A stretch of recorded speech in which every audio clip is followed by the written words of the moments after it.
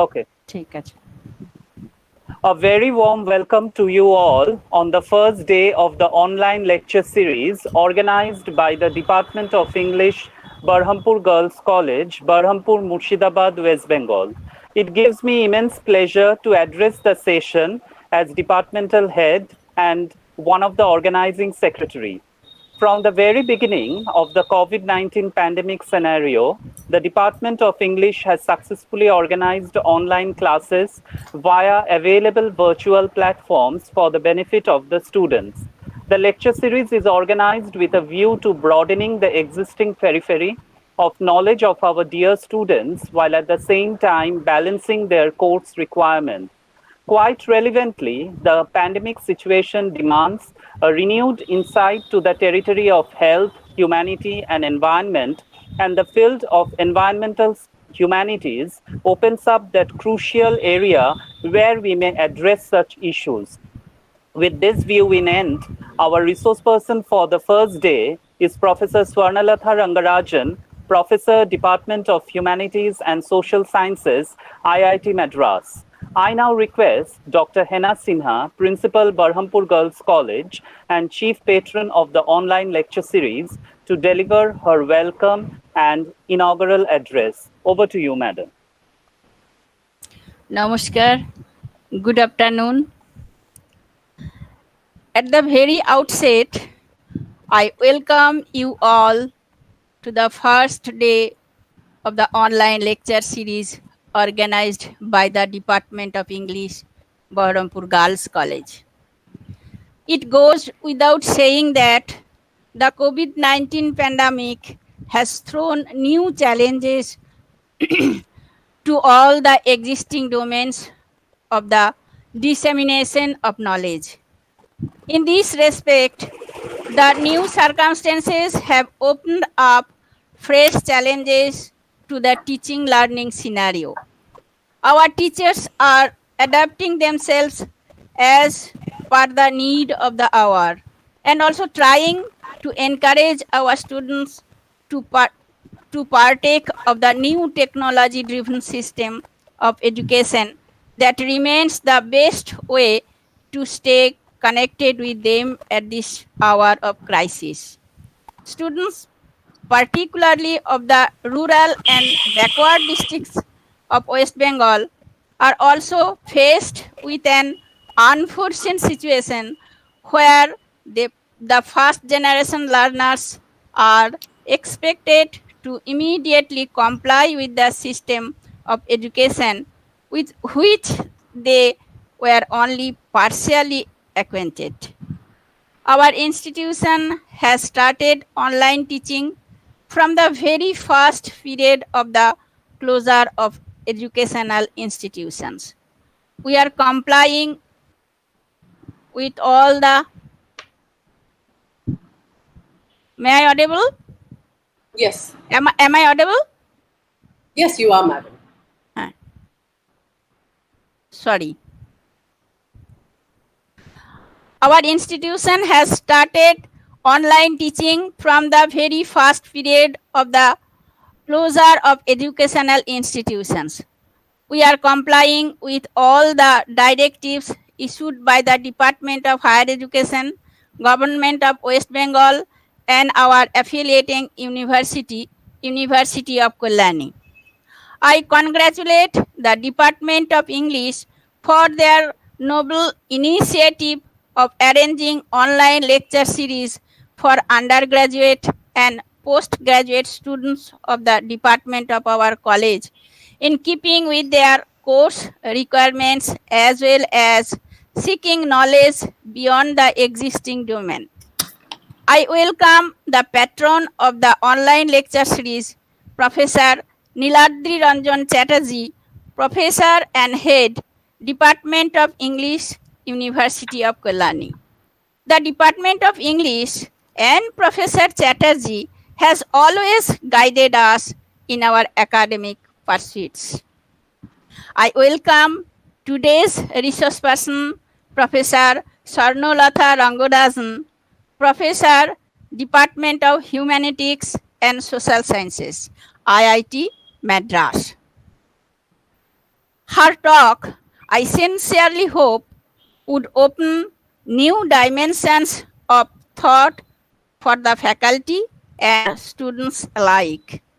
In this respect, I also appreciate the initiative taken by the teachers of the Department of English, the conveners, organizing secretaries, and members.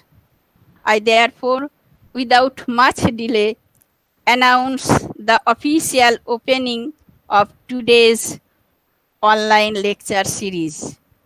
Thank you. Thank you, madam. It is absolute pleasure to have with us Professor Niladri Ranjan Chatterjee, Professor and Head, Department of English, University of Kolani. He is also the patron of the OLS. Along with his newly published novel, The Scholar, Professor Chatterjee is a recipient of awards and honors, has co-edited books, contributed to internationally recognized journals, and has benefited the social and intellectual milieu in creating a consciousness of the rationale of thinking and practicing beyond the normative domain. I request Professor Chatterjee to deliver his introductory address. Over to you, sir.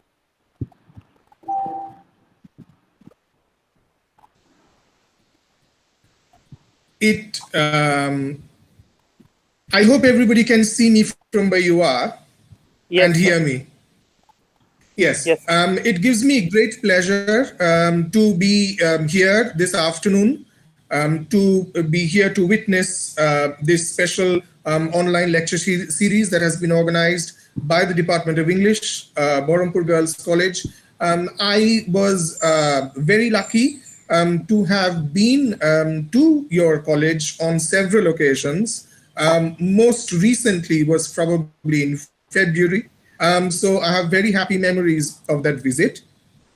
And it gives me particular pleasure to be here this evening because I just suddenly realized that the speaker today is from IIT Madras. And I would want to take this opportunity to tell Professor Ranganathan that I have very recently had the fortune of making online friends with one of our colleagues, Matangi.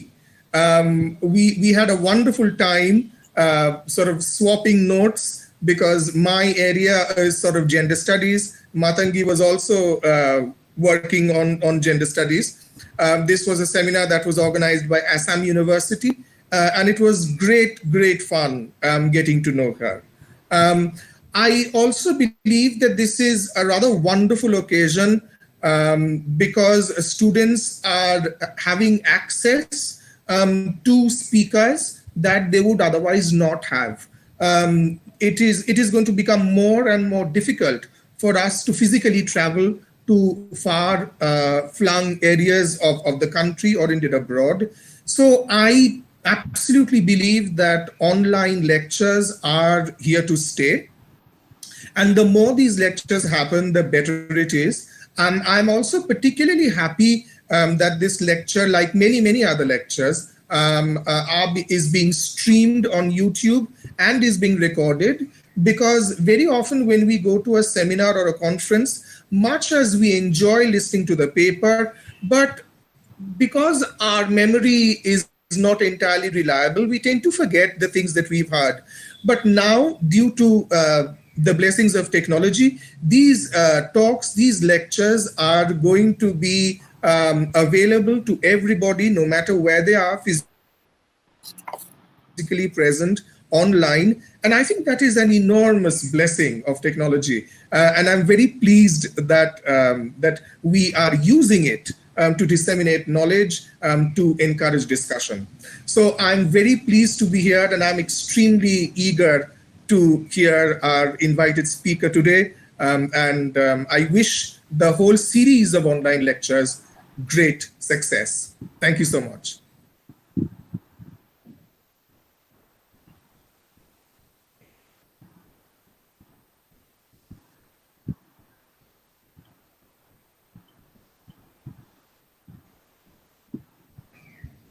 Sorry. Am I audible now? Thank you, sir. Professor Swarnalata Rangarajan is Professor of English at the Department of Humanities and Social Sciences, IIT Madras, and is passionate about environmental humanities. She is the founding editor of the Indian Journal of Eco-Criticism, IJE. Her academic publications include Eco-Criticism, Big Ideas and Practical Strategies, 2018, and co-edited works titled Eco-Ambiguity, Community and Development 2014 and Eco-Criticism of the Global South 2015. She is the co-translator of Mailamma, The Life of a Tribal Eco-Warrior 2018. She is one of the series editor for the Routledge Studies in World Literatures and Environment and the co-editor of the Routledge Book of Eco-Criticism and Environmental Communication 2019. She is the co-editor of the forthcoming A Handbook of Medical Environmental Humanities to be published by Bloomsbury Academic in 2021. Her short fiction has appeared in anthologies of publishing houses like Penguin, Zuban, Westland, New Asian Writing, South Asian Review, to name a few. Her poetry has appeared in the collection All the Worlds Between by Yoda Press 2017 and in Muse India. Her debut novel, Final Instructions, was published by Author Press in 2015. She has co-edited a collection of interviews with contemporary women writers from Tamil Nadu titled Lifescapes, which was published by a leading feminist press, Women Unlimited, in 2019. Her topic for today is the greening of theory, the eco-ontological literary imperative in the Anthropocene. Over to you, madam. Thank you so much, Professor Partha.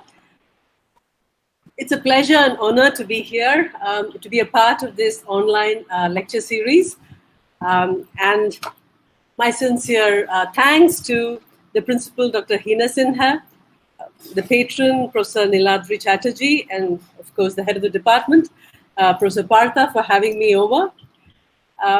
So I'll be speaking to you about something which is not just an academic interest. This is something which I sincerely believe in, and eco-criticism. And I really do not know whether I can pack the phosphorescence of an entire book in a single page. That's in 1 hour, but I'll try. I think, as you can all see, the title of my lecture is rather long, The Greening of Theory, the Eco-Ontological Imperative in the Anthropocene. I'll talk about the title in a minute's time, but let me warn you in advance that I'm going to be using a lot of stories to talk about the greening of theory. I hope it's all right with all of you. Okay, let me talk about the title. But before that, let us look at this quote. This is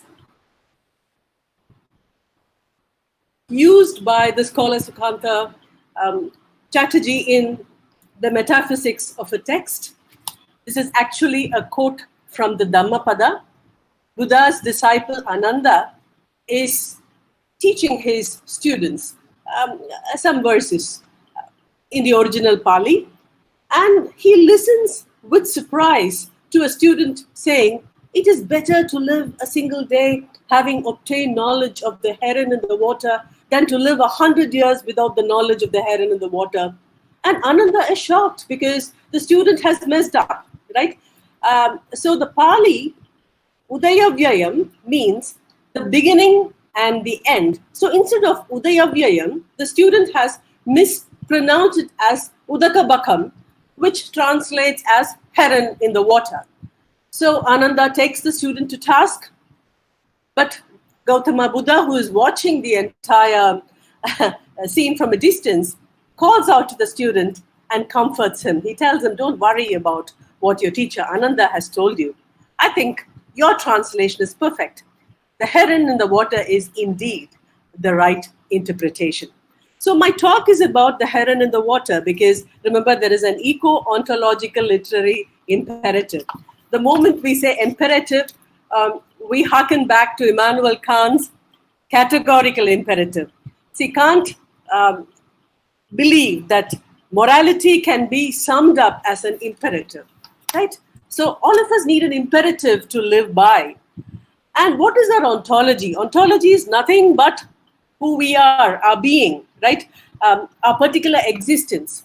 So our particular existence is embedded in the earth, and we are entangled in more than one way with our fellow denizens, the children of Gaia. So that's the eco-ontological literary imperative. I'll talk about the Anthropocene in a short time. Now to eco-criticism. But before I launch into the topic, I'm going to give you yet another story. This quote is attributed to Qin Yuan, a 12th century Zen master. I'm sure all of us know that the path of Zen is an arduous path, and it's also a very simple path. The very basic of Zen philosophy is to get beyond the confines of the rational, conceptual, binarizing mind and arrive at the truth of things. So this is what Qin Yuan has to say when he's describing his moment of realization, the Satori moment, as they call it. Before I had studied Zen for 30 years, he says, I saw mountains as mountains and waters as waters. When I arrived at a more intimate knowledge, I came to the point when I saw that mountains are not mountains and waters are not waters. But now that I've got its very substance, I am at rest, for it's just that I see mountains once again as mountains and waters once again as waters. Now, this may sound very paradoxical, but are the three understandings the one and the same? This is what the Zen master asks. And this can well be a question even for our troubled environmental times. The master passes through three states of ecological enlightenment. In the first stage, he takes nature for granted. Mountains are mountains, waters are waters, nature for granted.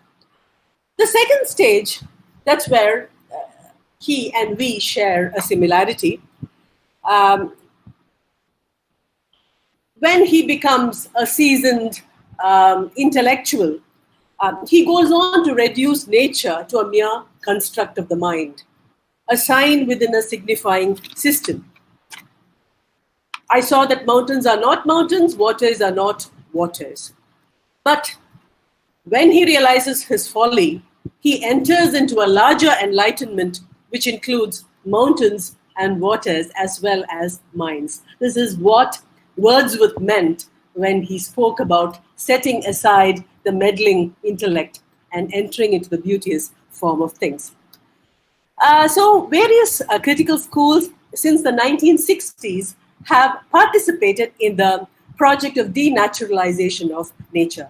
It's become almost obligatory to declare that there is no such thing as nature, or nature is a cultural construct, or nature is a sign within a signifying system. So that's why this eco-philosopher, Kate Soper, very pertinently remarks. She says, it is not a language that has a hole in its ozone layer, but the real thing continues to be polluted and degraded, even as we refine our deconstructive insights at the level of the signifier. The real thing, nature, is very, very difficult to define. In fact, Raymond Williams calls nature the most complex word in the English dictionary, right? So why is nature difficult to define? I'll come to that in a moment's time. So journalist Bill McKibben, he has a very famous book called The End of Nature, right?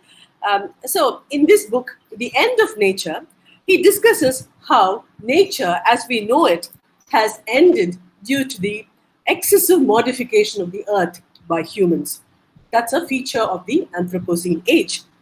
So McKibben says we have changed the atmosphere, we are changing the weather, we have deprived nature of its independence, and that is fatal to its meaning.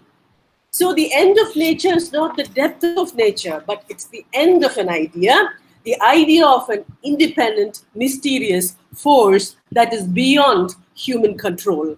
So nature in this new paradigm is reduced to a problem that needs to be worked out through human interventions. Timothy Morton, a post-humanist cultural critic, his book provocatively titled Ecology Without Nature, argues that the very idea of nature as a transcendental, independent term, which informs so much of our arts, ethics, philosophy, and ecological politics, may have to become obsolete with a heightened understanding of what ecology is or what ecological thinking is. So the ecological thought does not refer to natural things alone. On the other hand, it denotes the interconnected mesh of everything that surrounds us, of which we are a part. So Morton famously concluded that in order to think in a truly ecological way, we must let go of nature. The essence of these new ideas, therefore, is the notion of coexistence. So that's what ecology profoundly means. So we can coexist with human life forms, greater than human life forms, non-life forms, with the ecosystem, biosphere, planet, the solar system. So you can keep on multiplying, a multiple series of nested Russian dolls, Do you remember the kind of dolls we used to play with once upon a time? So the big doll has another small doll in it, and so on and so forth. So that's how the universe, our environment, is situated. We don't have an independent, autonomous existence. So who and where we are, because I spoke to you about the eco-ontological imperative, literary imperative. So what is ontology? How are we bonded with the earth? Who are we and where are we? It's a complex question in the Anthropocene. So the Anthropocene is a term coined by Eugene Stormer in the 1980s, popularized by Paul Crutzen in the 2000s. It's a disputed term referring to a new epoch in which human actions have changed the planet, right? So we live in a planet where the impact of humanity upon the Earth's natural processes have become frighteningly evident. I think post-lockdown, there are very interesting reports coming out. For example, scientists in New York found that carbon monoxide emissions have been cut down by nearly 50%. Same with planet heating gases like carbon dioxide, but it'll all come back after the lockdown. That's what the prognostication says. So pre-lockdown, I hope this doesn't happen post-lockdown. Atmospheric concentrations of carbon dioxide have passed the dreaded 400 parts per billion ppm threshold, as they call it. So biodiversity loss, vanishing of species 100 times faster than without human interference. So it points to the Earth's 6th mass extinction, the first caused by humans. Look at that. So we are entering a new epochal consciousness, to use Carl Jasper's phrase. So irrespective of the debates regarding the dating of this geology, cannot be understood as separate from the history of the Earth. Bruno Latour, in his famous book, We've Never Been Modern, argues that modernity as a successful and rational framework of thinking has been challenged by the Anthropocene, or the intrusion of Gaia. So the Anthropocene is therefore an era of complex entanglements between nature, or other than human forces, if you want to call it that, and human action. So in this new paradigm, nature is no longer the passive background, the backdrop, but an active protagonist. Hence, the dichotomy between agential man and passive nature is gone. But the major insight of the Anthropocene is that we need to develop an expanded sense of selfhood. Post-humanist critic Donna Haraway calls it a becoming with. A becoming with is a cultivation of interconnections. because you need to connect in order to survive, in order to guard yourself against the threat of extinction, right? So, and this becoming with procedure involves telling stories through and with other stories, says Haraway. So, to sum up, the Anthropocene is a clarion call to new modes of knowing, new modes of engaging in ways that are less human-centered or anthropocentric, right? So, right in this way, it announces our need to inhabit this world in a spirit of mindful accountability, not just to those who are living, but to also all the generations of living and perhaps what we consider non-living things who are yet to come, that are yet to come. So how do we respond to this planetary tragedy? Because even the pandemic tells us there is something wrong with the way we have figured out our existence. There is a paradigm shift, right? Remember the famous book by Thomas Kuhn, The Structure of Scientific Revolution, wherein Kuhn talks about how theory formation in science is also guided by metaphors, right? So whenever we need to think or rethink our place in the universe, we need new metaphors. Let me talk about a couple of metaphors from our own domain, literary studies. See, modernism believed that reality is not personal, but it is ordered. Natural laws are ordered. So if you know how these natural laws are ordered, you can conquer, you can make sense of nature. That is the legacy of modernism. Postmodernism said reality is not personal, right? Reality is not personal. And, and nature is really not ordered. So any value we attribute to nature is purely something which we have contributed, right? Something which we have constructed. But an ecological paradigm would say that reality or nature is personal and that it is co-constituted by millions of creatures who are trying to actualize themselves in multi-dimensional relationships. So that is the picture we have to hold, from the parts to the theory. Think about systems theory, right? So we have to think of ourselves as embedded beings, as socially embedded beings, historically embedded beings, economically embedded beings, and also environmentally embedded beings. So it's a chronotopic relationship with the earth. And that's exactly what crossover disciplines like eco-criticism is going to address. But these are things which you cannot see, but you can feel the effect thereof. So how do you integrate something which you perhaps, the dimensions are so huge. So how do you hold it in your everyday awareness? So let me just show you a picture. Did you like the painting? I'm sorry, I can only speak. I hope you're listening. So this is, obviously all of us will say this is Botticelli's The Birth of Venus. It's a masterpiece. All of us must have seen it somewhere in our lives. But if you take a close look, this is a digital composition made of thousands of plastic bags, right? So this photographer and digital artist called Chris Jordan does it.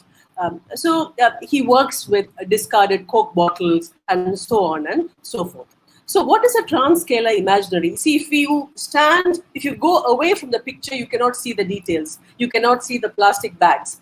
But when you can see the details, when you go very close by, when you look at the plastic bottles or the millions of plastic bags, which make up this wonderful portrait, this recreative portrait of Botticelli's Venus Rising, you need imagination to recall what is the big picture. The big picture is that the Earth's life systems, support systems are dipping. That's the big picture. So we need to hold both pictures in tandem, right? And that's a huge kind of responsibility that artists and writers and people in the academia have at the present moment. Amitav Ghosh, in his recent book on climate change, observes that in this substantially altered world, readers and consumers of art will look for these changes in the literature and arts. So any expectation of normalcy, balance, order will be tantamount to what Ghosh calls the great derangement, right? So the world we are living in is witnessing a radical eclipse of nature, where even the timeless natural order cannot be taken for granted, because nature has been modified by man. So hence, environmental narratives that characterize our times cannot go back to those eulogized tropes of Western literature like the pastoral. We can't talk about pastoral plenitude. We can't talk about pristine wilderness. We can't talk about enclaves. We can't talk about any sacred spaces, because all those dichotomies have been demolished in the Anthropocene. So if at all, literary narratives and literary criticism must point a finger at, they are materialist visions, which articulate dispossession, loss, disease, and a whole host of themes that characterize the dark thanatos of environmental toxicity. So let us come to narratives now. I'm drawing on this phrase called free narrative spaces, proposed by Alan Drengson, a deep ecologist, a philosopher, literary critic, writer. So narratives connect the personal and the political. They connect the home and the world. They connect the rural and the urban, the human and the more than human, human and the machine, the local and the global. So since they do so much of connecting, right, they're like this rhizomatic network of connections where there is no hierarchy. That's what is specially appealing about them. They are the free narrative spaces because they are open-ended systems. There is no hierarchy. So you can narrate your story. I can narrate my story. A subaltern must be allowed to narrate his, her, its story. So every story is valid. Every story contributes to the articulation of Gaia in context. Gaia, Greek for Mother Earth, Greek for this mythical goddess who created the earth out of herself, autopoiesis, if we might want to call it. So everybody has a story, right? And we have this tendency only to look at privileged stories. If I might digress for a minute and talk about this absolutely lovely bit from Oscar Wilde's short story called The Artist.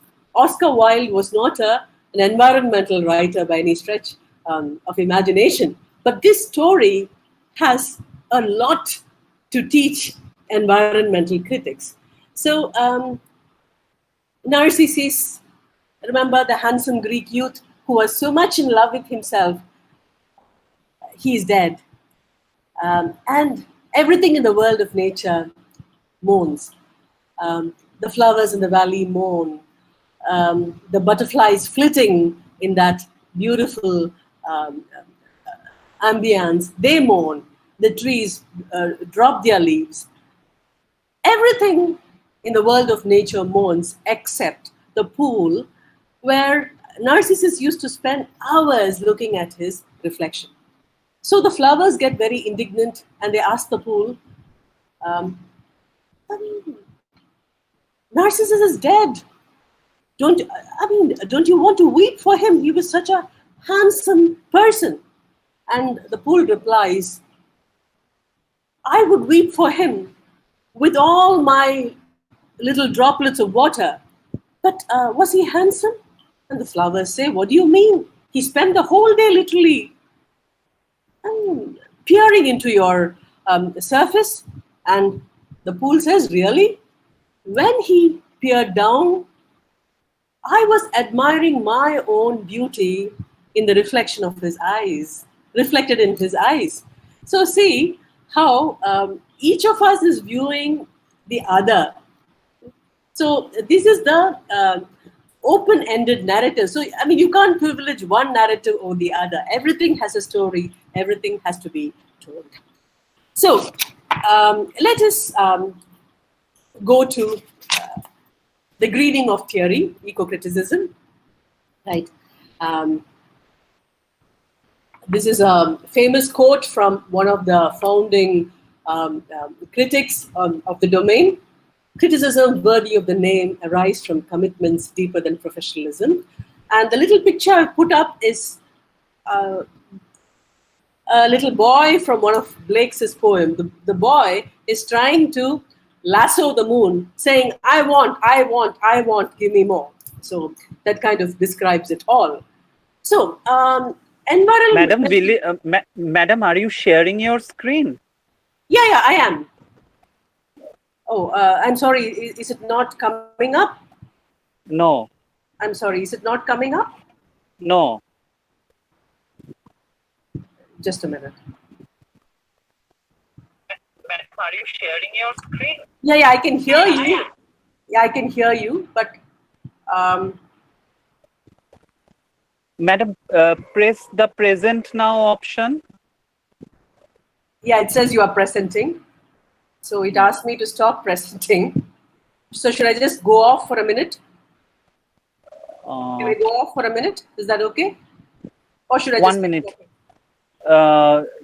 Meaning it's not allowing you to present? Just give me a minute. Okay.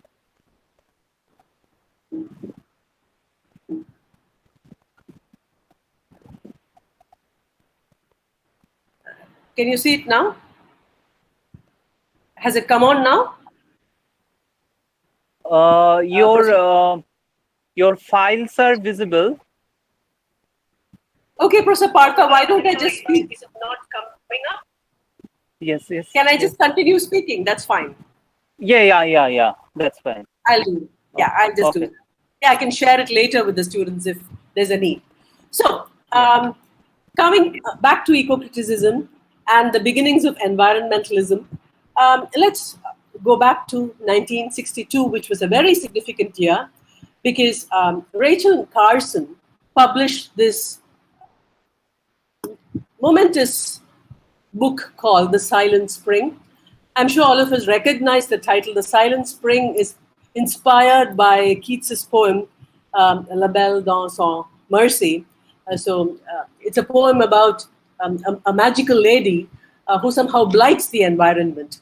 So Rachel Carson was this scientist who was trying to find out why entire bird species were dropping off. This is the 1960s when DDT, dialdrin, aldrin were introduced. Other pesticides were introduced in America, and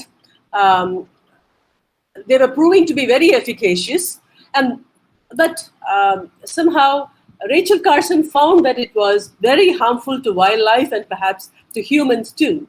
So when she tried to publish her scientific findings, the entire agribusiness industry rose in protest against her. But she had to get her message across. And that is why I think she uses a crossover genre.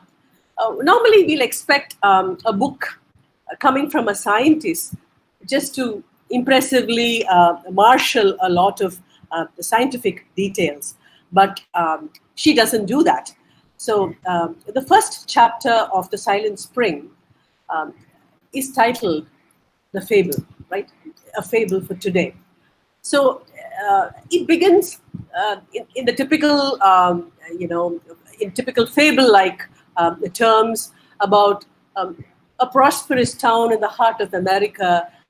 You have pictures of green fields, foxes barking in the hills, silver trout lying peacefully in the streams. So everything there is in a state of harmony. So Carson is evoking one of the ancient tropes of literature. See, the most ancient ways of imagining the world can be reduced to two tropes, both of which we have got it from the Bible. You have the pastoral, which imagines the Garden of Eden, where you don't have to work so much, but everything is given to you in excess, right? And you have the apocalypse, the ending of the world, dire anxieties about what is to ensue, that kind of a scenario. So Rachel Carson evokes the pastoral. So everything is in a state of harmony. Then this fable changes its tone. It moves over to the apocalypse mode. And she says, a strange blight settled over the community. Everywhere cattle sickened and died. And it's almost like, a silent spring, because the morning which had once throbbed with the song of catbirds and, and doves and whatnot, it just goes absolutely silent. Now, so this is a point for us to consider, because the question here is, can science be subjected to a cultural analysis? That is exactly the endeavor that Rachel Carson took up in her book, right? So when she wanted to investigate the problem, can eco-critics talk about problems in ecology? Let me give you an example cited by this famous poet, John Passmore. So John Passmore throws open this question, define a weed, W-E-E-D. So if we were all in a classroom, I'm sure most of you would say a weed is an unwanted plant, or it's a useless plant, or it's something which has to be destroyed.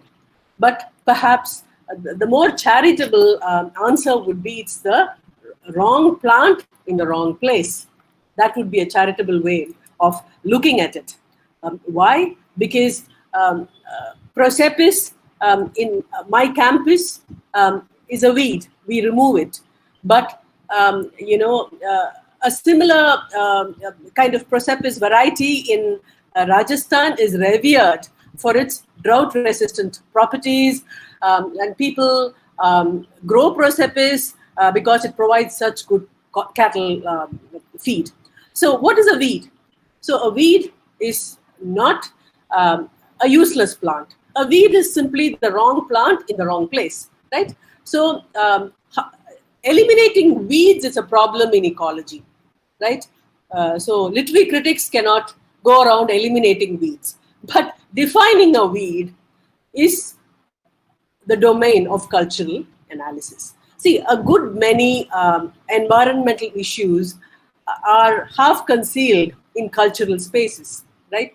So it is up to us as eco-critics to uncover that and to bring whatever is backgrounded to the front, to analyze it.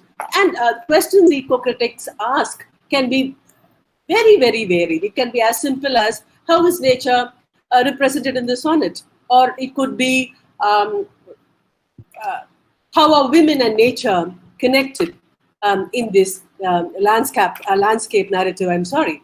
So we are going to be talking about the kinds of eco-criticism in a very short while, but it will suffice to know that the 1960s was the first time that people realized that science and literature were not watertight compartments. Each had something to learn from the other. Right. So, so eco-criticism began as a North American phenomenon. Basically, the University of Nevada at Reno, the Western Belt of the United States, all the universities there, right? The first eco-criticism reader came out of that university in 1992 by Cheryl Glott-Felty. So in the first phase, it was called nature writing, environmental writing, whatever you want to call it. An important landmark for the history of eco-criticism was the founding of ASLE, the Association of Study of Literature and the Environment in the United States in 1992. So ASLE's influence spread quickly right? So today we have ASLE India, ASLE Australia, ASLE Japan, ASLE Ireland, Bangladesh, Brazil. You have the European ASLE, the UK ASLE. So it's nice to know that countries all over the world are grappling with their own environmental problems through the lens of literature. It's really heartening to know that. So the term eco-criticism, right? So let us break up the term. Eco comes from oikos. So oikos is a home, right? Oikos, the Greek oikos means home. So we have the subject economics. So economics is oikonomics. So the home. So the home is such a privileged place, right? But the home has always been devalued. Let me tell you why. Let's go back to the Greeks, because the Greeks were the people from whom we have derived, our law, our literature, to a great extent. So the Greeks distinguished between the oikion and the politikon. So the oikion, the home, was the space for women, children, servants, slaves, and animals, whereas the politikon, the public space, was the space which was given to men to prove their exploits in the world out there. So the public space were vis-a-vis the personal space, right? So what happens in this shadowy space of the oikion is perhaps the concern of eco-criticism, because the home is important and everything begins with the home, right? So the term eco-criticism was first used by Ruckert in his essay, Literature and Ecology, an experiment in eco-criticism. But the roots of this earth-centric literary theory are really very, very ancient. So Professor Scott Slovic, a foundational critic, effectively sums up the paradox.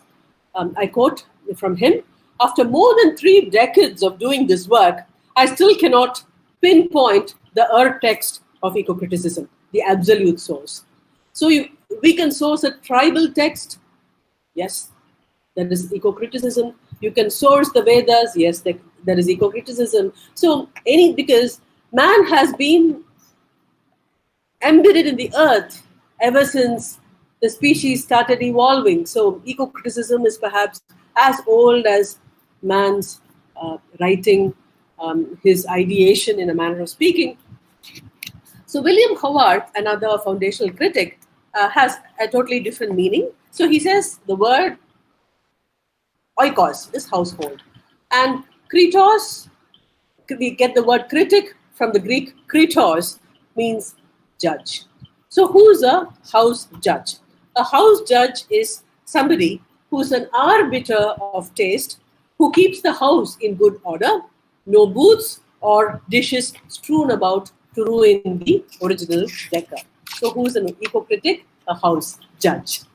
So when we speak about the development of eco-criticism, a lot has happened, and I'm using the metaphor of the waves, right? Because there are many other metaphors I can use. I can use the palimpsest metaphor, or I can use the rhizome metaphor, but I'm using the wave metaphor because that's how you will encounter eco-criticism in most secondary sources. So the first wave defined nature. This is a very quick summing up.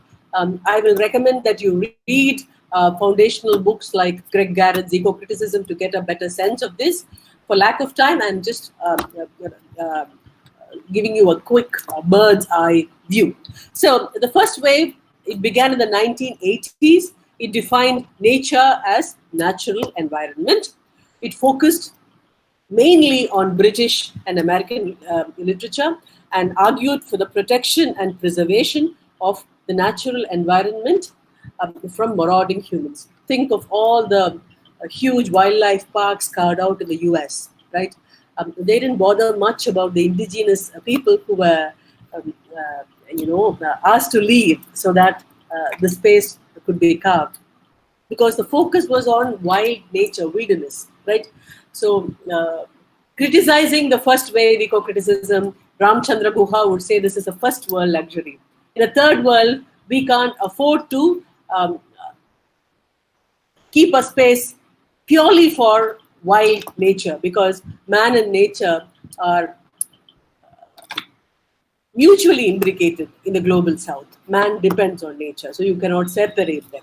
Okay, the second wave happened in the 1990s. So the second wave moves towards a more inclusive discourse of nature writing. So a more inclusive dialogues. So it talks about urban landscapes. So you have the beginnings of urban eco-criticism, you have multicultural voices and multiple genres. The first wave was solely about non-fiction, primarily about non-fiction, but with the second wave, you have poetry, you have fiction, you have other genres coming in. So the third wave, which started around about 2000, is marked by a comparist tendency across national and ethnic cultures. Joni Adamson and Scott Slovic, in their 2009 issue of Malus, called it as an insurgence of a diversity of voices contributing to the understanding of human relationship to the planet. So eco-criticism of this period is characterized by concepts like eco-cosmopolitanism that reveals the dialectical tension between the local and the global. So, for instance, if Mailamma in an obscure little place called Plachimada is battling Coca-Cola, her environmental justice struggle will touch a chord in all pockets of global south, even in the globalized north countries, right? Because the global north also contains the global south. So if a tribal woman faces a problem here, that's bound to be similar to what people in similar conditions are facing. So there is a connect. Sometimes there is a dialectical tension too. So that is eco-cosmopolitanism. And the fourth wave, defined by Slovic in the editor's note to ISLE in autumn 2012, talks about the fundamental materiality of environmental things, places, process, forces, and experiences. So Slovic cites path-breaking works like Material Feminisms, edited by Stacey Alaimo and Susan Heckman, which emphasize the inherent materiality of the human body and the natural world and draw attention to how a retreat from materiality and its denial has had serious consequences for theory. One major criticism against eco-criticism was that it was not theory-centric, but that has changed with the fourth wave, right? So we have all kinds of liaisons with other theoretical subdomains. So eco-criticism truly has become a story of all things, right? Because if everything is a story, right? Everything is ultimately, at the end of the day, a story. So this is the grand storytelling gesture, the gestalt, right? Okay. So today I'm going to be the second part. I've reached the second part of my lecture now, and I'm going to talk about eco-critical interpretative practice using examples of texts, right? So that's going to be my endeavor now. Literary, just give me a minute. Just give me a minute. So literary texts have a great power to shape geographical imagination, right?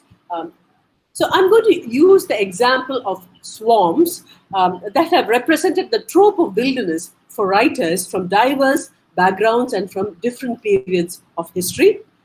So the texts analyzed in this part of the talk come from diverse writers such as John Bunyan, Henry David, Gary Snyder, Sarah Joseph, whose work brings to light an evolving cultural commentary on the status of wetlands, right?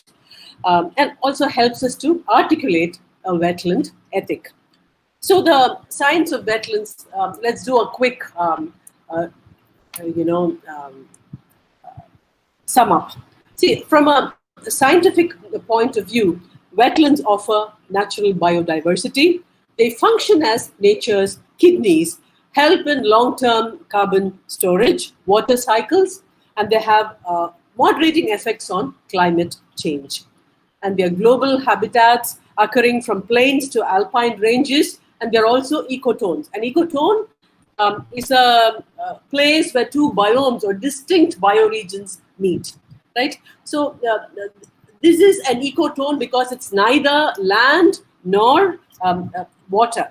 So William Howard, the cultural geographer, calls it a waterland, a kind of continuum between terra and aqua. All right. Okay. So, despite the fact that wetlands have played such an important role in ecosystem dynamics, mankind has always resisted them. We have destroyed them. We hate them. We seem to hate them at least. So, perhaps why do we hate them? This could be a set of reasons. Maybe there could be more. Wetlands are claustrophobic because they don't give us a sense of horizon or vista. They often force humans to turn inward upon themselves and the non-human world. And two, wetlands constitute processes of perennial becoming, right? Because they are a patient environment, because left over long, undisturbed over long periods of time, they can convert muck into peat, into coal and other substances which are very useful for the extraction industry. At the cultural level, the slowness of the process can make us feel a little alienated, or it can force feelings of humility or patience, but it can make us feel alienated. All right. Then, since wetlands are transition zones between water and land, they inspire divided values like difficulty or uncertainty, as in morass or quagmire. And importantly, wetlands are anoxic. An anoxic landscape is methane producing, and human beings want oxygen rich air, so we may not like anoxic landscapes. So as a result of growing human interferences, wetlands have become perhaps as endangered as panda bears. They're the landscape equivalent of endangered species. So if we look at the history of the Western world, not just the Western world, perhaps of humankind, wetland drainage has constituted a major part of the eco-disaster that followed the European colonization of America. Wetlands were considered to be dangerous places that were the breeding ground of colonial diseases. At the time of the European invasion of the early 1600s, this area would be later called the United States of America. Nearly 6 states of the United States lost more than 85% of their wetland cover. But it was a very different story for the Native Americans, the American Indians, who thrived in swamps, who practiced subsistence farming, foraging, hunting. So the marginalization of these indigenous people and the draining of wetlands became parallel processes in the colonial machinery. So the conversion of marshlands into fertile agricultural lands contributed to the idea of America as an agrarian republic. In fact, we can see that in Thomas Jefferson's Letters from an American Farmer, where he talks about the civilized new nation, right? So all this will fall under what today we call post-colonial eco-criticism, or POCO-eco, right? How the civilized new nation is born, how the world is gradually settled, how the howling swamp is converted into a pleasing meadow, the rough ridge into a fine field. So this is the vision of the agrarian republic that Thomas Jefferson had. Let's look at the Pilgrim Fathers. I think William Bradford's Of Plymouth Plantation is a text which all of us are familiar with, because this text talks about the early years of the founding of colonies by the Pilgrim Fathers. It's a clear illustration of the colonizers' hostility towards the land. Bradford refers to the New World and its original inhabitants as a hideous and desolate wilderness full of wild beasts and wild men. So Bradford's hostility to the New England environment was colored by his Puritan outlook, because he regarded his people as the covenant people. Perhaps he thought of them as the Hebrews who spent years wandering in the wildernesses of Sinai. So the Puritans, in a way, converted the command found in the book of Genesis, chapter 1, verses 28 to 29, to have dominion over the earth. These Puritan founding fathers did not approve of the fact that Native Americans did not enclose their lands, did not have title deeds, did not raise livestock. These Americans thought it was a crime to own land because they believed that they belonged to the land, right? So the European colonists, they tried to modify the landscape in the spirit of the Protestant spirit of Reformation. So we have to keep in mind the Great Swamp War fought in the year 1675 between the colonial army of New England under King Philip and the Narragansett tribe, in which many men, women, and children of the tribe perished. Right. So the scoring of the swamp and the killing of the native were seen as necessary steps for the spiritual and physical cleansing of the place. So now, keeping this in mind, let us look at the Pilgrim's Progress, which is perhaps the first prototypical English novel that we have. Right, it is the great forerunner to the English novel. It was published 3 years after the Great Swamp War in New England. The Pilgrim's Progress illustrates Puritan attitudes that objectifies the natural world and reduces it to a set of symbols. It's a religious allegory presented as a dream sequence in which there is a central character called Christian. He's the figure of every man. He flees the city of destruction. He is in search of the celestial city. However, the way is fraught with temptation. He cannot keep the straight and narrow path. He digresses. So he and his friend Pliable, they fall into what is called the slough of despond. The slough of despond is a quagmire. It is a nasty place full of scum and filth. And this is how the slough of despond is described. I'm going to quote from the text. The miry slough is such a place as cannot be mended. It is a descent whither the scum and filth that attends conviction for sin doth continually run, and therefore it is called the slough of despond. It has swallowed up at least 20,000 cartloads, yea, millions of wholesome instructions. So basically the idea is, however much you try to reform a swamp dweller, it is not possible. The swamp, similarly, the landscape cannot be rescued, right? So it has to be leveled. That's the message. This is the human fear of interstitial geography. So cultural critics like Rod Giblett, they speak for the need of a counter tradition, a counter swamp speak, which will help us go beyond the dichotomies of good, bad, land, water, ugly, beautiful, and help us understand what Timothy Morton, remember we invoked him in the beginning of this lecture, what Timothy Morton refers to as the mesh, which is the anamorphous, rhizomatic networks that we share with the non-human. Now,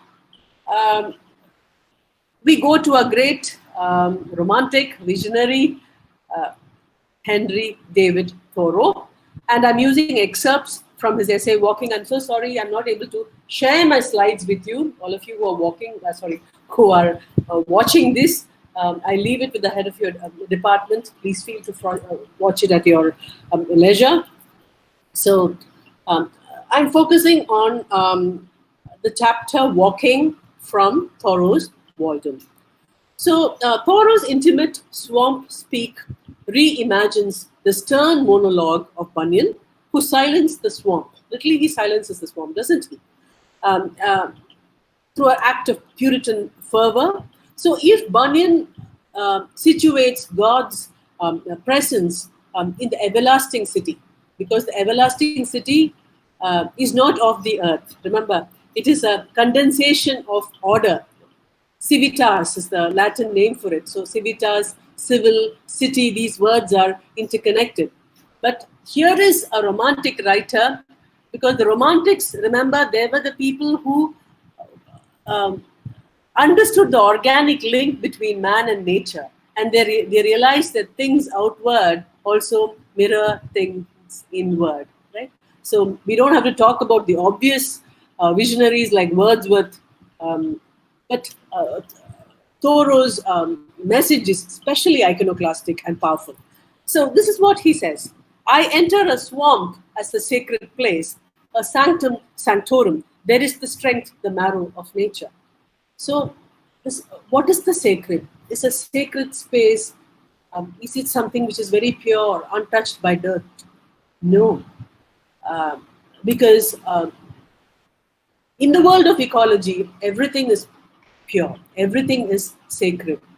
Um, I'll be talking about Gary Snyder in a short while from now, but let me just invoke my very favorite line from his poetry. Gary Snyder had translated the writing of Dogen Kigen, this monk who walked the high mountains of China to understand nature, and in the process he understood himself. So this is what Dogen says, and in Gary's translation, it's so resonant. He says, "Blue mountains are always walking, and if you do not understand the mountains walking, then you do not know your own walking. Blue mountains are always walking." What a beautiful phrase. What does he mean? Do blue mountains actually walk? Suppose if we ask ourselves that logical question, language will not take us very far in answering that. But I think what Snyder as well as Thoreau are hinting at is that in the world of nature, there is no hierarchy, right? Um, uh, I, you are what the mountains are, they are what you are. Because in nature, being, non-being, everything is rolled together. And if we think about a mountain, about how the mountain is weathered as rock, and how the rock becomes sand, and how the sand is washed on by rivulets into the sea, perhaps becomes alluvium, becomes rain, again comes back, you realize that blue mountains are walking. Everything in the world of nature is alive. Everything is participating in a sacred dance.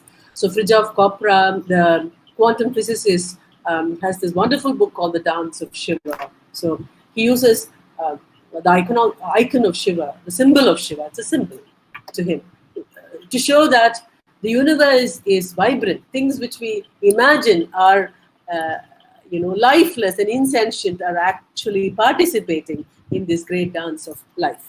So let's go back to walking.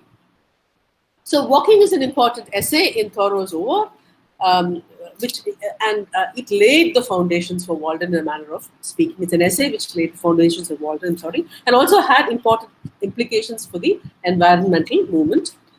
To Thoreau, I think walking meant transcending the set patterns of quotidian life.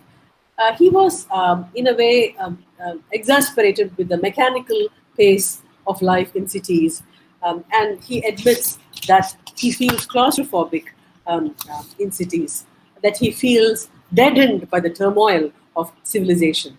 And therefore he states, hope and future for me are not in the lawns and the cultivated fields, not in towns and cities, but in the impervious and quaking swamps. And Thoreau's essay is very interesting because it offers a symbolic marriage of two very predominant tropes of Western literature. The first trope is the Garden of Eden, right? I'm sure most of us are reading Milton. So the Garden of Eden has, because today when we speak about malls or when we speak about gated communities, we are still engaging with that trope, the Garden of Eden. And we also have the dark, dismal swamp. We saw that in Bunyan's great novel. So what Thoreau does for you is he effectively brings about a kind of synergy between these two polarized tropes. So you have the the symbol of a dark Eden, right? Which is so beautiful, right? So in a way, Thoreau is talking about the primordial forest that rots in the bowels of the swamp. He's not just drawing our attention to the biodiversity of the swamp scapes, which forms the bedrock of all civilization, but he's also asking us to recognize the generosity of this particular landscape, because it has nourished not just man but so many life forms. So this is what he has to say. The civilized nations, Greece, Rome, England, they have been sustained by the primitive forest which anciently rotted where they stand. They survive as long as the soil is not exhausted. Alas for human culture, little is to be expected of a nation when the vegetable mold is exhausted. All of us who've read Shakespeare's Antony and Cleopatra or Roman history, we know that Cleopatra, the conquest of Cleopatra is not just the conquest of a woman's body, it's also the conquest of land. And Cleopatra was the great nurturer, so was her land, because Rome was losing its topsoil and it depended on the largesse of Nile for all its grain imports, right? So it's very interesting to look at environmental histories which inform literary narratives, right? So we can conclude this little vignette on Thoreau's essay by saying, his swamp speak exhorts the reader to bring your sills up to the very edges of the swamp. Imagine having your windowsill up to the edges of a swamp. So, in fact, Thoreau is calling for a fine reconceptualization of our dwelling. So the next poem, I'm sorry, I don't have the slide, so I'm going to read it out to you. This is a poem called The Second Shaman Song. It's a very beautiful poem by Gary Snyder.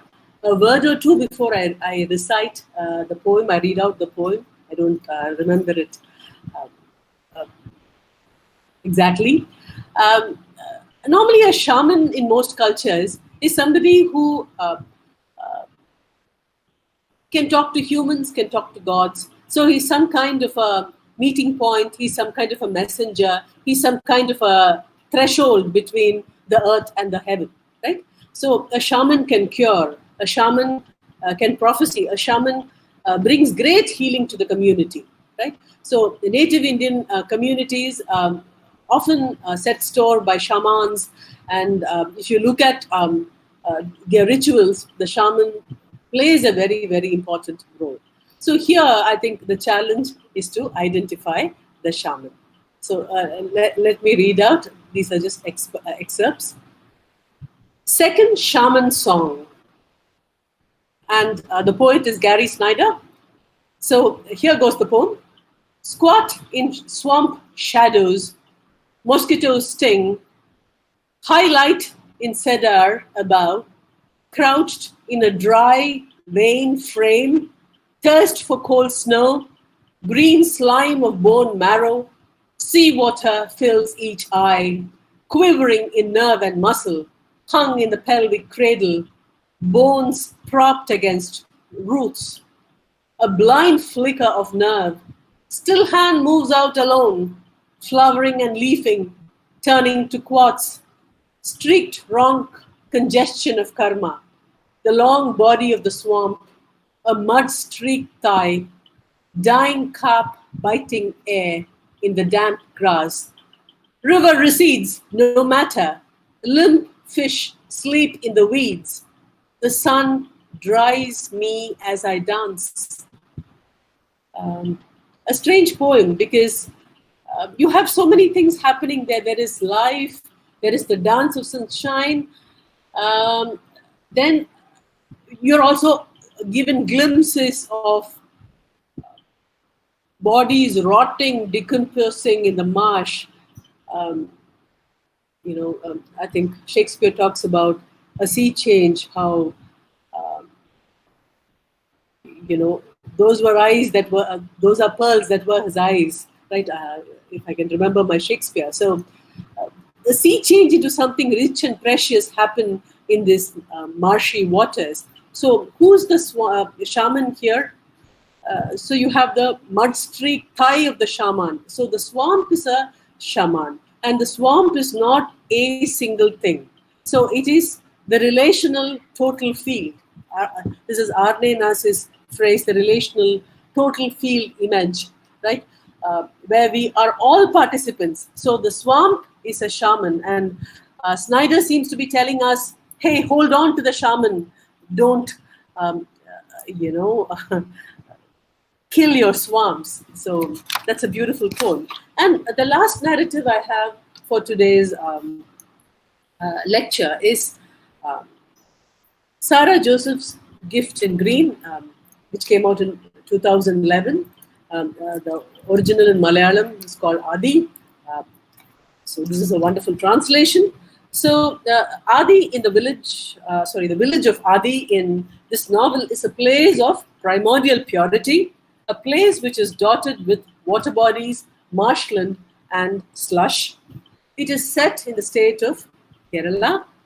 And as all of us are probably aware, like West Bengal, I think the spirit of environmental justice is very, very strong in the state.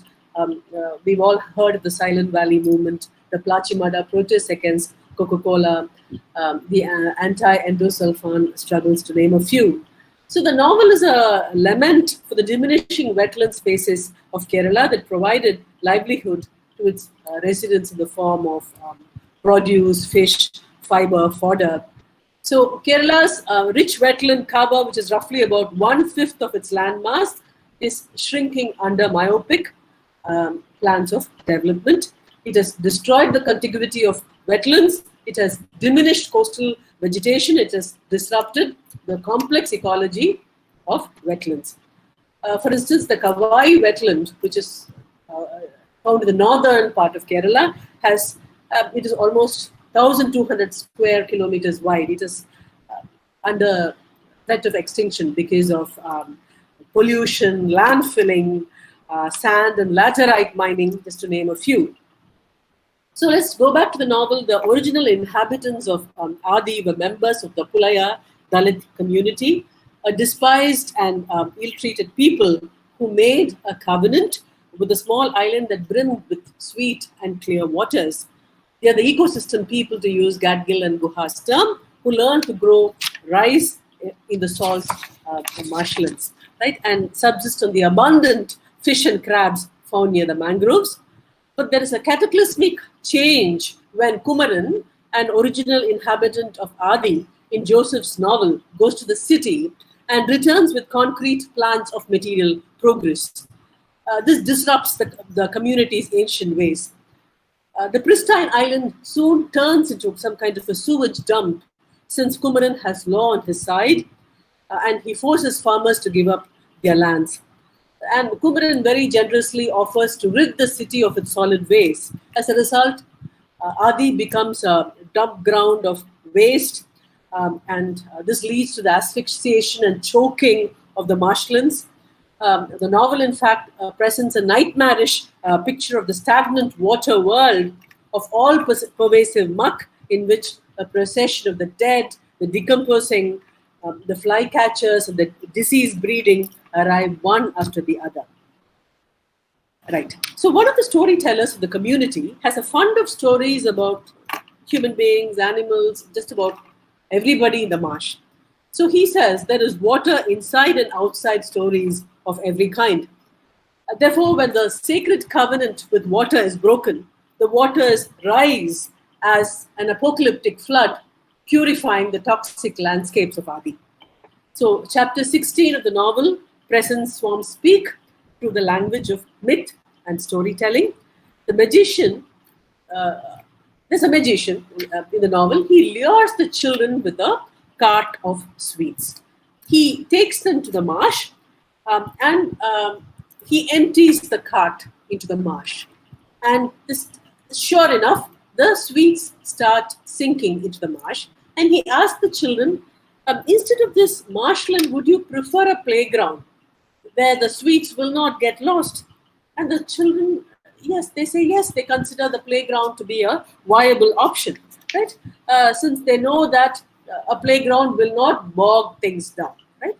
It is then that the magician tells them about the story of the water goddess of fish and rice who dwells in a water mansion of astounding purity.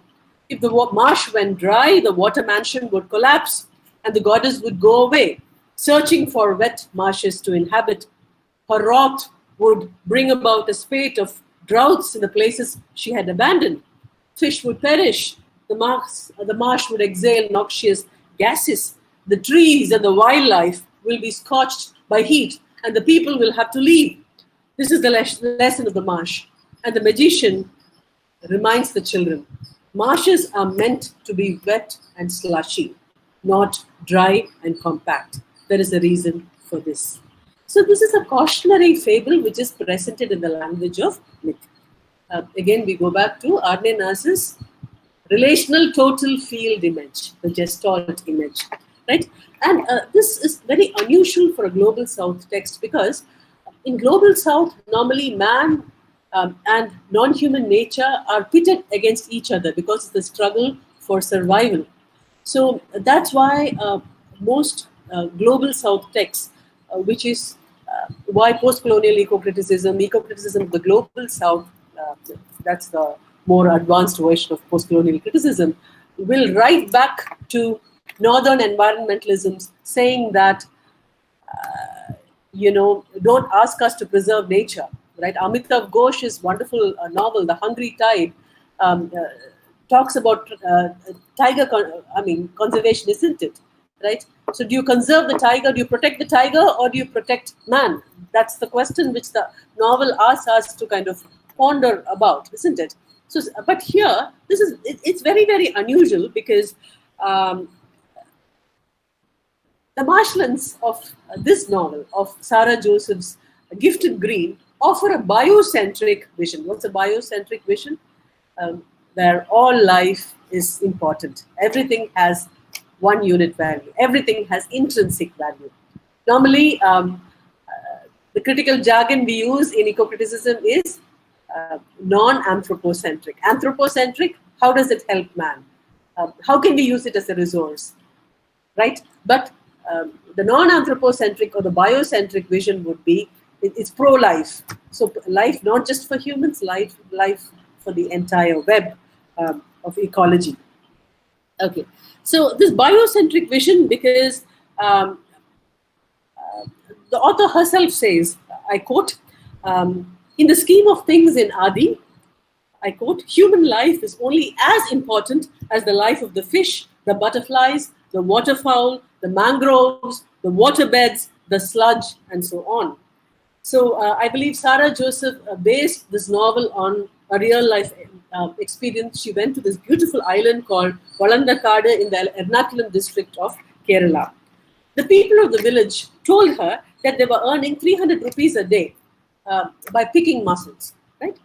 So she tried asking them if they wanted to earn more. And they tell her that our fish and mussels are fixed deposits, which give us a daily income. We do not want more.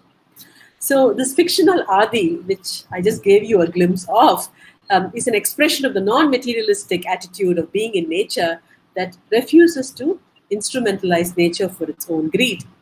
So the marsh teaches us to cherish the pockets of wilderness that we still have with us. It also reminds us of our own biological embeddedness in the wider reaches of evolutionary time. The texts which I have picked up for a very, very brief analysis, they demonstrate the dangers of denying and otherizing our sticky entanglements with our environments. See, in addition to educating the reader in ecological knowledge, an eco-critical approach to wetland ethic reveals how societies fashion their cultural and material engagements with these dynamic, bountiful, and mysterious landscapes.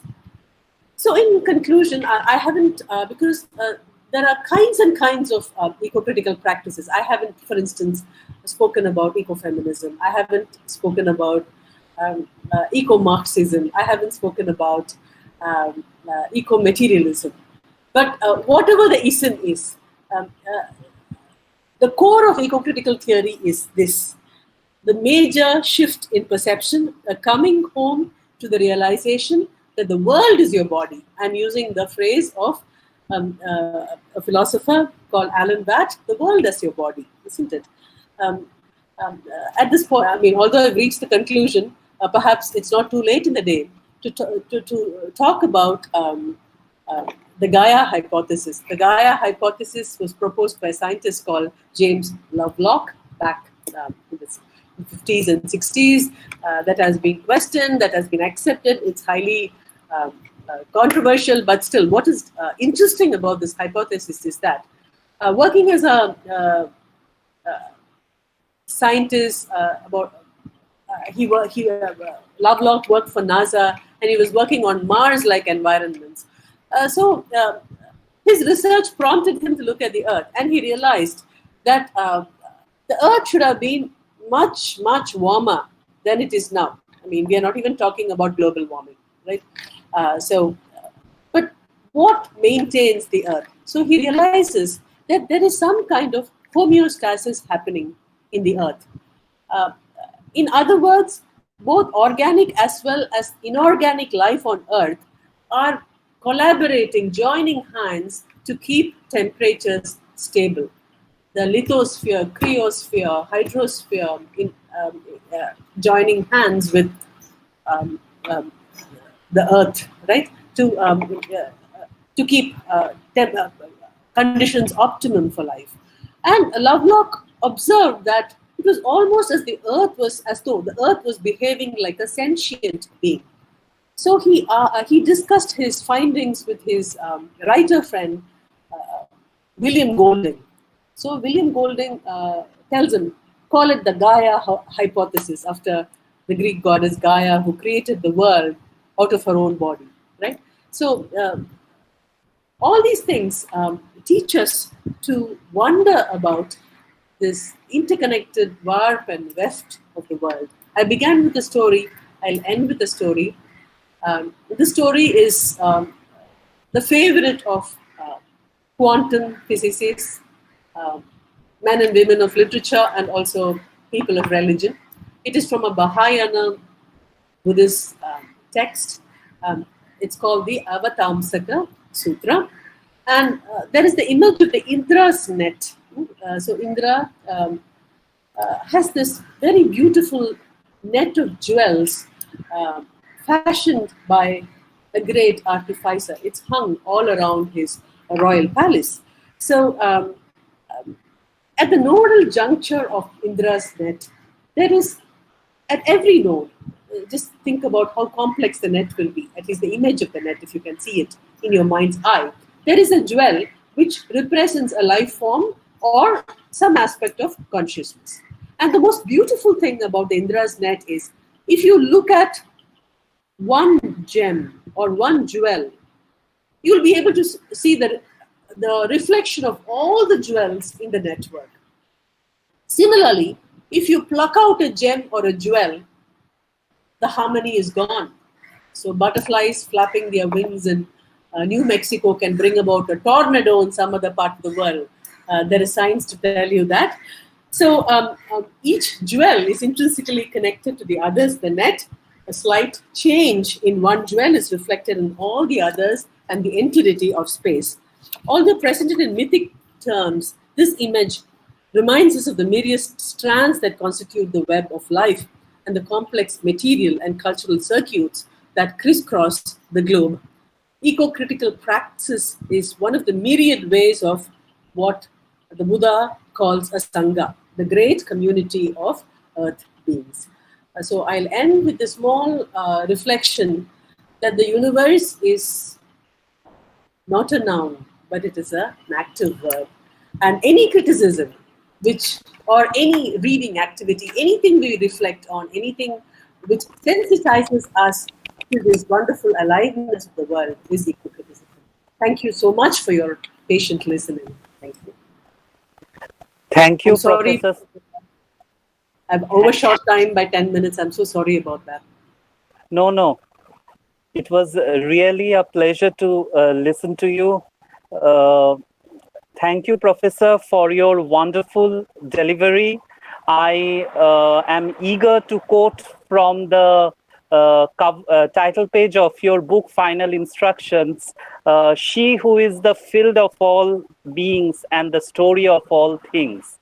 I hope that you used or addressed this to the Mother Earth itself. Now I request Professor Parthopratim Mondol to open this session for the interaction.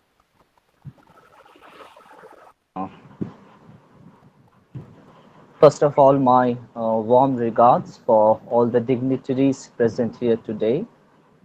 Our principal, Dr. Hena Sinha, our HOD, Partho Sarathi Guha, and I would express my gratitude for Professor Rangarajan and Professor Niladri Ranjan Chatterjee for their auspicious presence. Madam, it was great listening to your illuminating remarks about this significant field. Now, coming to a question that has been put by one of our students in PG section, it's more of a discussion. I think it could be more of a discussion. And she wants to know if the healing power of nature is a myth. Because Sorry? if the healing power of nature is a myth, because in eco-criticism, we are made to understand how nature can be an anthropomorphic concept, an ideological construct, or social or cultural construct. So Wordsworth and Coleridge, they have all talked about this healing power of nature. So do we really love nature, or this is a make-believe game that we are playing with ourselves to promote the tourism industry?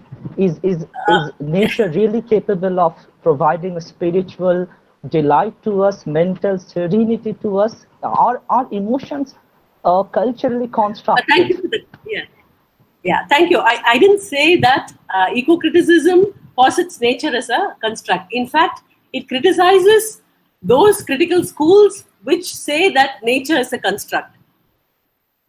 Nature is the real thing, but the purpose of eco-criticism is not to define the real thing, because the real thing keeps evolving, right? We have traditional romantic understandings of nature as the transcendental other, something which is very different from us, right? Which is a source of inspiration. Yes, we look up to nature for beauty, for healing, but thanks to our own tampering with the processes of nature, it's become like the Frankenstein genie in I didn't want to say monster, but it's become modified, right? This kind of strange miscegenations which happen between toxins and natural things, right? In fact, if we turn to indigenous writers like Leslie Marmon Silko, her classic novel Ceremony, it talks about healing. That's a very wonderful question that the student has raised. And there is this Indian character who has served in the Second World War on the American side. He comes back shell-shocked, sick. He can't heal in any Western psychiatry wards. He goes back to his native town. He goes to the medicine man, because a medicine man is supposed to heal you. That's indigenous healing. Like, you use herbs, you use incantations, and you have your entire culture supporting you. But the healing does not take place. So where does Silko project the healing taking place? It is in a uranium mine, a mine which talks about the toxification of nature, which stands testimony to man's relentless meddling with nature. It is there that the moment of realization and also the moment of healing happens for this character called Tayo, who's the protagonist of Ceremony. So nature as nurse, mother, guardian, yes. Even when Wordsworth, Keats, Shelley were eulogizing about nature, I think the industrial age had just about begun. So, I mean, in a way, perhaps the zeitgeist of the age permitted them to write about nature in a particular way. But today, if we talk about, we can't rhapsodize over nature, right? Because nature is no longer, I mean, you can't call her a damsel in distress, because how did the damsel arrive there?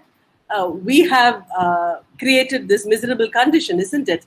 And also, Timothy Morton's exhortation, in order to have ecology, we have to let go of nature. So, nature with a capital N, which stands for beauty, harmony, because what we have is something which is very, very sullied. And to answer this question in a nutshell, I just want to talk about the life work of this eco-philosopher called Joanna Macy. So Joanna Macy has this project called the Nuclear Guardianship Project. So she and her group of thinkers, this is what they do. They go to all the uranium sites in the west coast of America. And, you know, uranium sites have to be periodically inspected to check for leakages, right? So they help in that activity. Plus, they use that as a prayer site. They offer, they contemplate before the green fire. The green fire is the fire of atomic energy. They symbolize it as the green fire. So to turn a toxic site into a site of contemplation is to make the profane sacred. So we have modified nature, but let us turn our light of awareness to that. So by doing so, perhaps that is the promise of healing, but we have to do that. We can no longer say that, I think the word eco-tourism was mentioned, right? We can no longer just have an academic interest about pristine places and in the process, travel more, leave more ecological footprints, leave trash on the beaches, and destroy whatever, little semblance of harmony is there. So we have to act responsibly. I think that's the function of eco-criticism. It is not to eco-criticism, I repeat, it doesn't talk about nature as a construct. It engages with the real thing. And the real thing is fluid, it's dynamic, it is situation dependent, it calls for a greater sense of selfhood.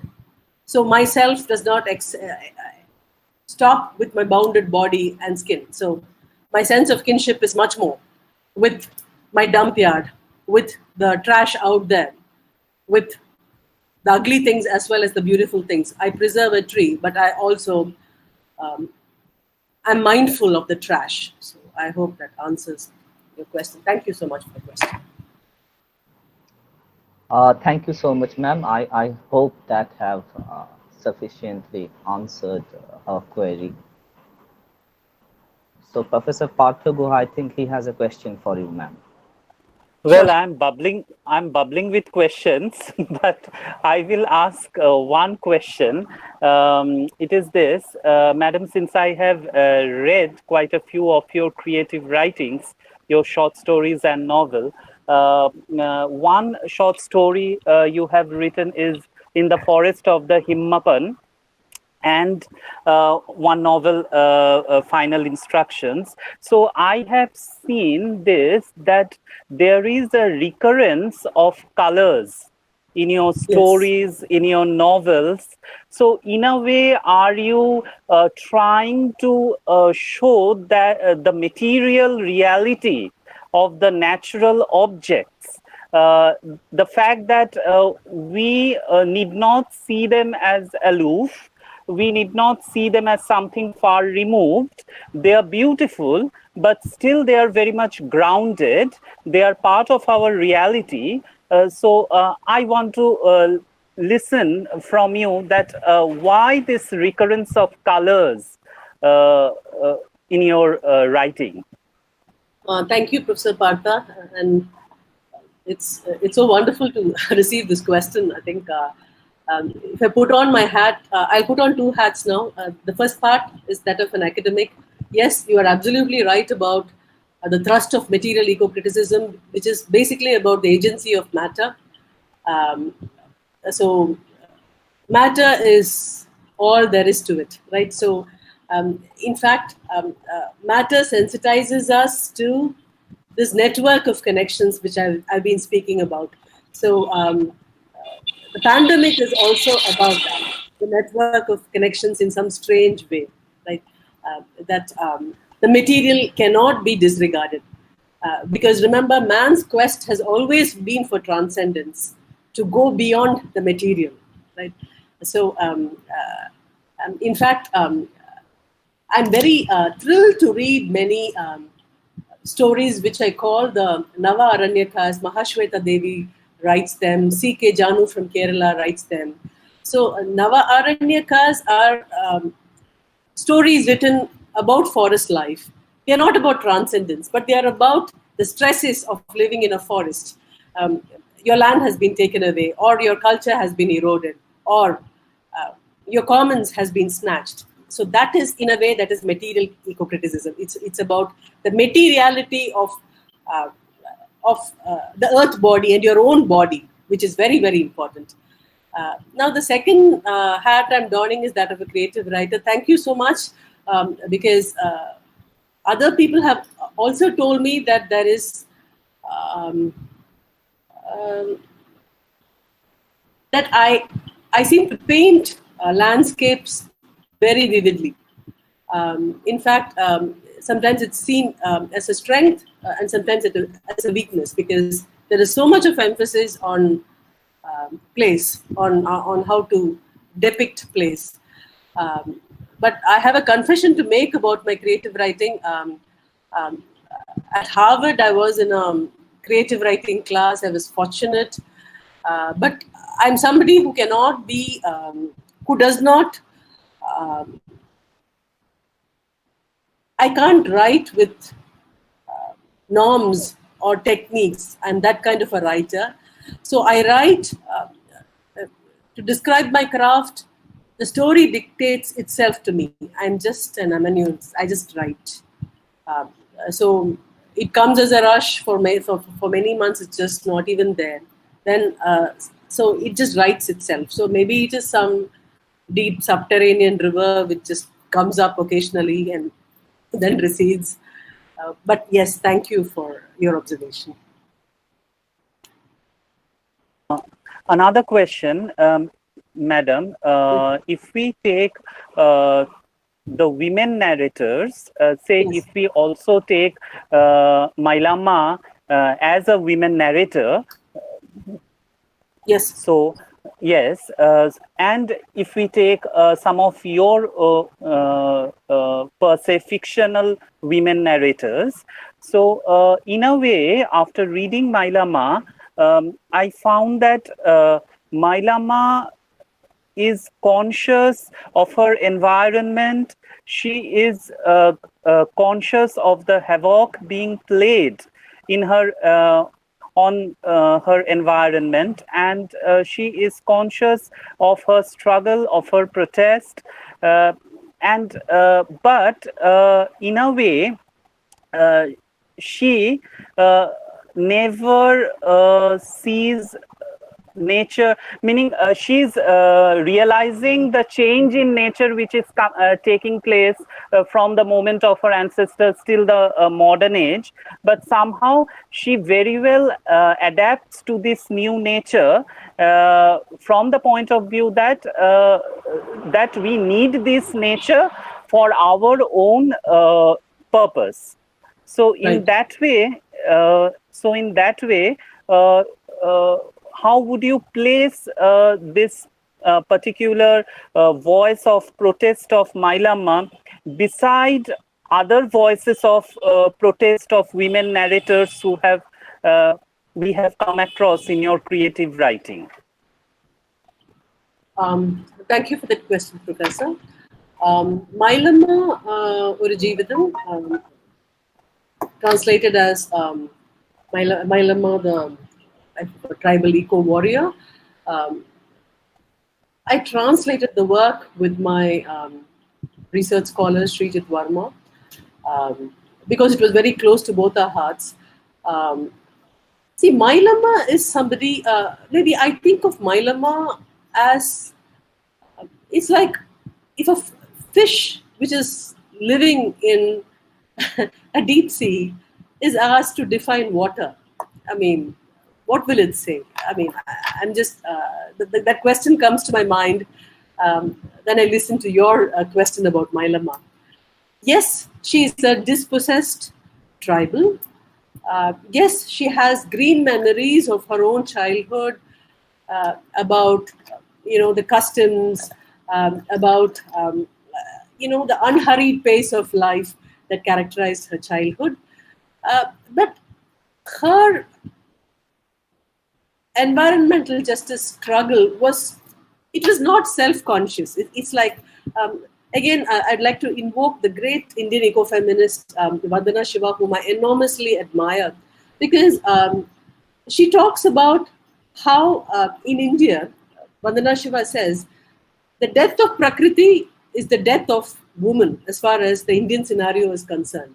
Because people like Mylama, many Indian women like Mylama, see, there are many from Kerala. Leela Kumari Amma, who opposed sand mining, or we have Mahashweta Devi, who writes about tribals competing with elephants for salt, right? Uh, now, Mahashweta writes as a mainstream writer, but we can call her a tribal writer because she's entered into their lives with such passionate intensity that she's tribal Mahashweta. Let me leave her aside for the time being. But I'm talking about unlettered people like Mylama or C.K. Janu. For them, it's livelihood. So if nature dies, she says, I know that water in my well has dried up, and this is because the big factory has come. So she needs the well for her children, for generations to come. For her, it is the very small, the microcosmic, which is also the macrocosmic, right? So that's why her struggle, it's like a David and Goliath kind of struggle, a frail, a small woman who goes on a hunger fast, wouldn't, so we wanted to bring this text into the Anglophone world because Western texts don't recognize these voices. I mean, within the country, yes, there is good recognition. So that was one reason why we translated. So for them, it is livelihood. It's a way of life.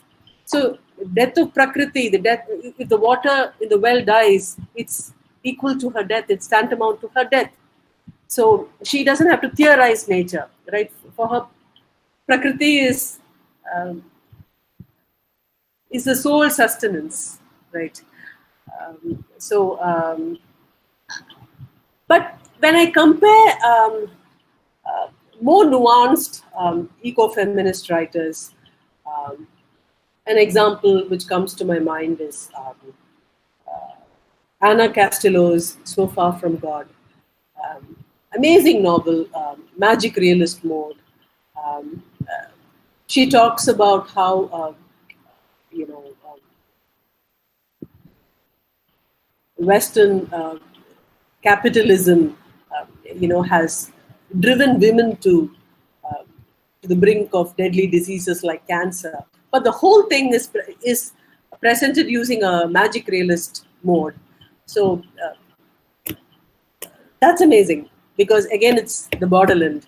So far from God, so close to America. So it's the paradox. You live near the land of milk and honey, but you are a third world woman.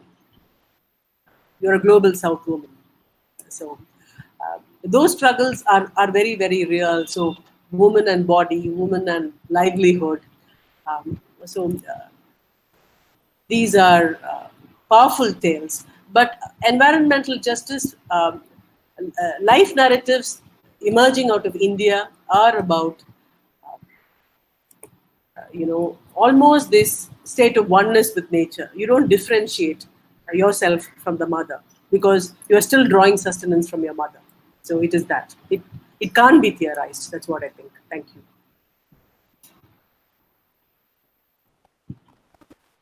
Thank you so much, Professor Swarnalata Rangarajan, for this one wonderful delivery and your wonderful answering of our questions. Now I will draw to the end of the first day of today's lecture series. Thank you Let me so begin much. my vote of thanks. Um, First of all, at the very outset, I thank our principal, Dr. Hena Sinha. She has encouraged us to organize this online lecture series. Then I thank Professor Niladri Ranjan Chatterjee, Head, Department of English, University of Kolani. He has always been a constant support in our academic pursuits. I thank my Department of English, UG and PG, Berhampur Girls College, my departmental colleagues who have always inspired and shown their eager interest in such academic events and participated wholeheartedly. I thanks Professor Swarnalata Rangarajan for her lecture on eco-criticism, and she began with story and she ended with story, and throughout her lecture she has used different concepts, different terms, but all these she has imbricated with her lecture, with her thrust point on eco-criticism. In her second part on the eco-critical interpretative practice, she has referred to texts by John Bunyan, Thoreau, Gary Snyder, and Sarah Joseph. The thrust of her lecture was towards the realization of the notion that the world is our body. That is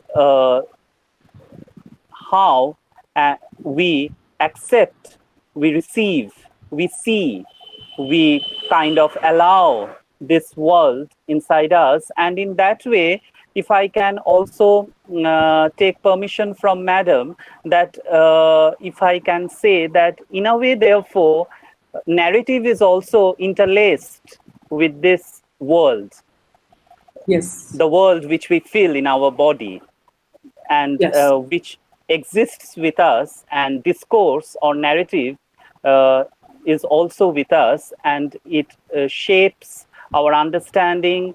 It kind of helps us to understand, it helps us to see new things, and not in imaginative ways, but in but also in rudimentary ways, as you yourself has done in your creative writing. It has helped us to see the world, and we do sincerely hope that you continue contributing to the Indian side of our eco-criticism, bringing more unearthed narratives to the on the forefront or on the top of the earth. Thank you, Madam, Thank you so much. for this wonderful lecture. And we hope, we do sincerely hope, meaning it is a request, that we will get you in the near future also as our resource person, not only virtually, but maybe one day physically Yeah, we look we forward to will the meet. ending of this new normal in the Yes. history of time. I now request Dr. Hena Sinha to announce the end of today's lecture series. Over to you, Madam.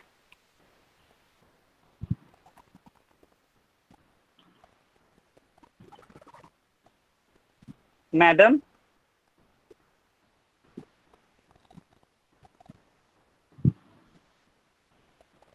Madam.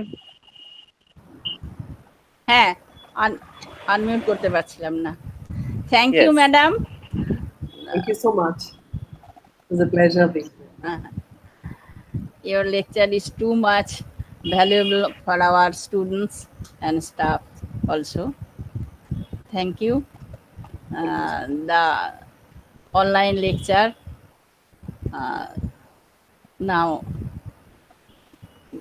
finished the seminar, and thank you, all of you. Take care. Goodbye. Thank you so much. Thanks for the opportunity. Thank you.